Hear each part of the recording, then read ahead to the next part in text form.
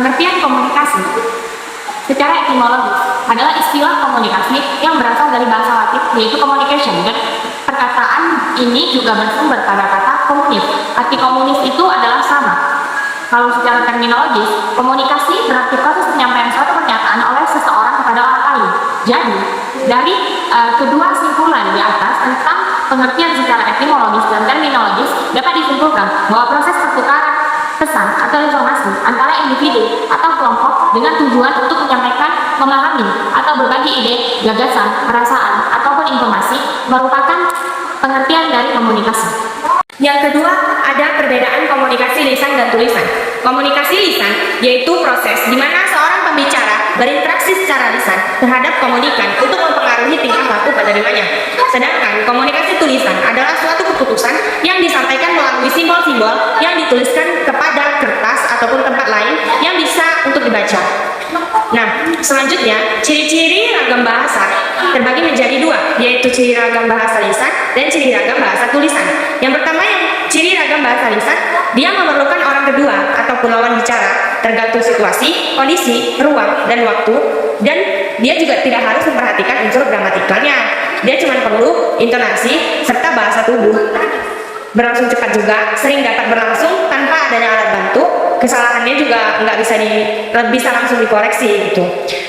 Kalau ciri-ciri ragam bahasa tulis itu, dia memerlukan orang kedua ataupun lawan bicara. Dia nggak bergantung sama situasi, kondisi, ruang, sama waktu. Dan dia juga harus memperhatikan unsur gramatikalnya. Dia berlangsung lambat. Dia sering digunakan alat bantu juga. Kesalahannya nggak bisa langsung dikoreksi, tapi bisa dibantu dengan gerakan tubuh gitu, atau tanda baca lainnya. Yang ketiga, ada jenis-jenis komunikasi. Yang pertama, jenis komunikasi verbal. Komunikasi verbal ini adalah proses berkomunikasi yang melibatkan penggunaan kata-kata baik lisan maupun tertulis untuk menyampaikan pesan dan informasi antara individu atau kelompok. Nah, cakupan komunikasi verbal ini terbagi menjadi 6. Yang pertama ada vocabulary, yang kedua ada resi, yang ketiga ada intonasi suara, yang keempat ada humor, yang kelima singkat dan jelas, dan yang keenam ada timing. Nah, yang kedua ada komunikasi nonverbal. Komunikasi nonverbal ini dia penyampaian pesannya tanpa kata-kata gitu. Maksudnya bagaimana?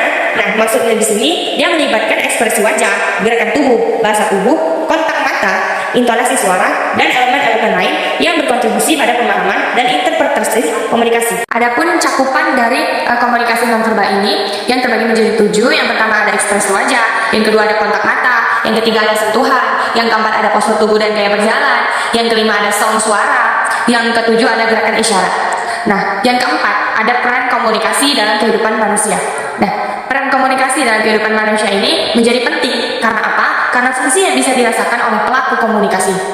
Melalui komunikasi seorang menyampaikan apa yang ada dalam benak pikirannya dan perasaan hati nuraninya kepada orang lain, baik secara langsung maupun tidak langsung.